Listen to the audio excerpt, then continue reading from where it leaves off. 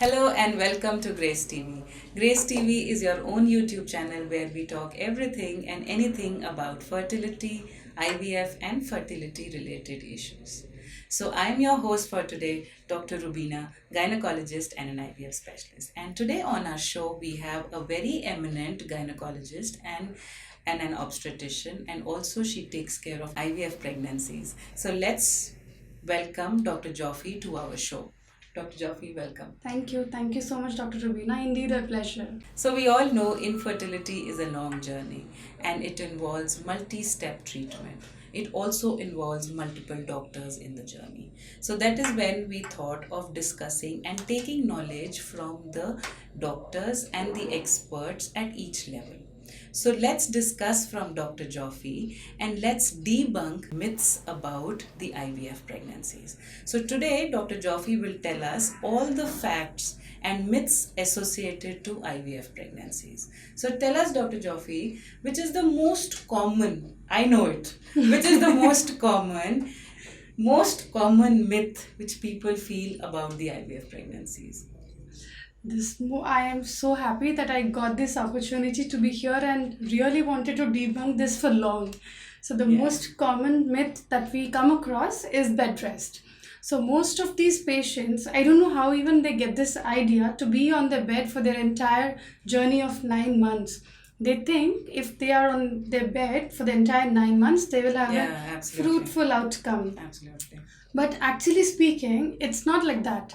The thing is, if you are active, you are stress free, your mind is not really focused on your problems, but you are really looking ahead in a good way to have a fruitful outcome. And once you are pregnant, maybe through IVF, maybe through a natural conception, it is the same journey. And nobody can point out and tell if it's an IVF pregnancy or a natural pregnancy. Just the baby making process is different. That's true. Everything is absolutely, yes. That's the only thing. So many studies have really explained so much in detail that if you're active, you're stress free, and you have a really good outcome rather than being on your bed the entire 9 months. So from my point of view, I think you don't have to put your life at pause. Yeah, absolutely. So we've been debunking this since last so many years, and I think we will be debunking this for many more years to come. But absolutely, bed rest is not required. Not required after embryo transfer. Bed rest is not required the whole 9 months of IVF pregnancy. So we all want that you all should be active and happy and keep working during your IVF pregnancy, unless your doctor has told you to be on bed or there is some medical indication which doctor will tell you and inform you that yes, you need to be restricted to the bed or you have to restrict your physical activity. So that was a great insight from Dr. Joffi, and I think it will also help our viewers. So coming to the second question, people think that IVF pregnancies are high risk pregnancies. So do you really consider them high risk pregnancy or they're actually a high risk pregnancy? What are your thoughts on this? IVF pregnancy per se is not a high risk pregnancy. But these IVF patients, they would have had multiple miscarriages, they are elderly, they are diabetic, and because they are elderly, age related problems can be there. But IVF pregnancy per se is definitely not high risk. They can have, even in IVF, multiple pregnancies like twins that or maybe makes triplets. them little high risk. In that case, they do need some sort of extra care and attention.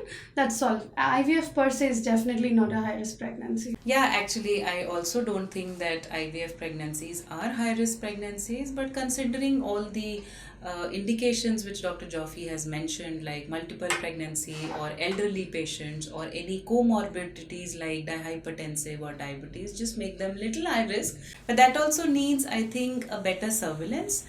That doesn't mean that it is high risk, but yes, we have to be little more careful and we have to just take care of the pregnancy. Patients should be well informed about their state and they should know the alarming and the warning signs when to consult a doctor apart from the regular antenatal checkups. That's right. So that is important. So now the very commonly asked question, are IVF babies normal babies? Do they really look normal? It's a very, very big myth, and I have been telling all the patients that IVF babies are normal babies, but I still feel that we really need to create awareness about them, that IVF babies are actually normal looking babies. They are normal, healthy babies. So tell us your opinion on this. They are absolutely normal, absolutely as adorable as a normal conception Yeah. baby, There are no studies have shown that there are no high risk associated to them. There are no birth defects, no congenital anomalies, which is really alarming or more than the incidence of a natural conception. And even ICSI babies. Yeah. Only all these babies are normal babies, just like any other natural conception babies. No high risk associated with them. They are really adorable, trust me. So even if two babies are standing, if nobody, if somebody says that this baby is an IVF baby, only then we come to know it's an IVF baby. Yeah, until unless I come and point out and tell you that it's an IVF baby, only then you can make out this is an IVF baby. Otherwise, nobody on this earth can make out if it's an IVF. I don't know why there are so many doubts in patients' mind about the IVF pregnancy. What is that they keep thinking about, that this is a high risk pregnancy, it's a it's baby, I don't know, baby will be normal, or there are so many myths attached to it that really we need to create awareness about this problem which they feel, and we really need to take them out of this cocoon that they're absolutely normal babies. IVF is a normal procedure. It is not that it is a very big procedure, just that what we are doing is we are making babies outside the lab.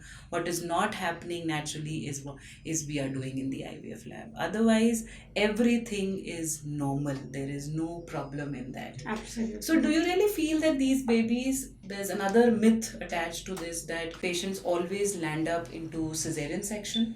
Oh, spoiler alert again. I'm sorry. Absolutely.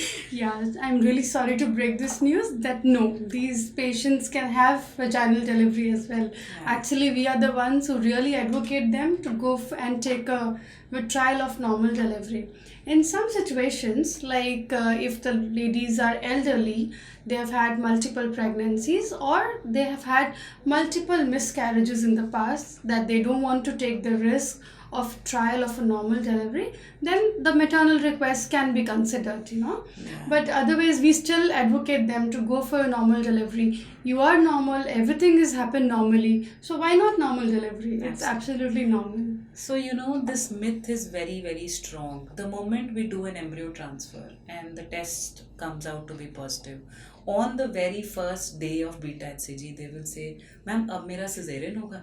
I really don't know. We always try to tell them, see, once you are pregnant, it is pregnant. You are just pregnant. But to all the viewers who are seeing this show, please don't fall into myths about IVF pregnancy. IVF pregnancy is a beautiful journey.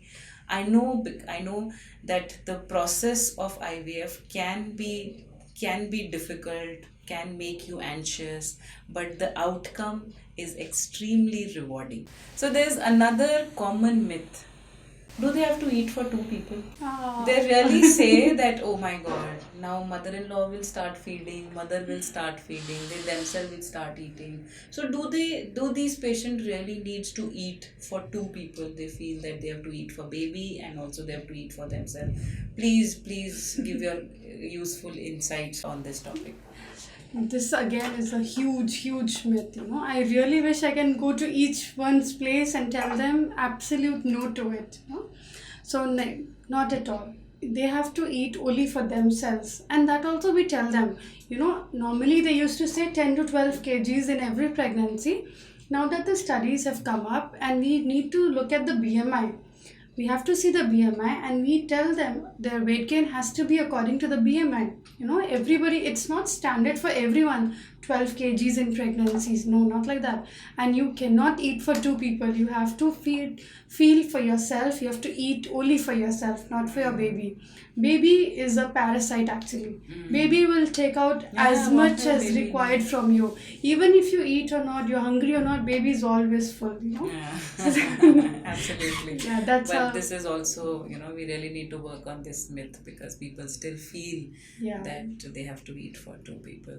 Thank you so much, Dr. Joffi, for your valuable time and valuable inputs. Dr. Joffi really works hard to soothe the journey of patients with IVF pregnancies. So, if you have any pregnancy related queries or IVF related questions, or you want to know more about fertility and fertility health, please log on to our channel Grace Fertility, and we regularly update our channel with more and more information.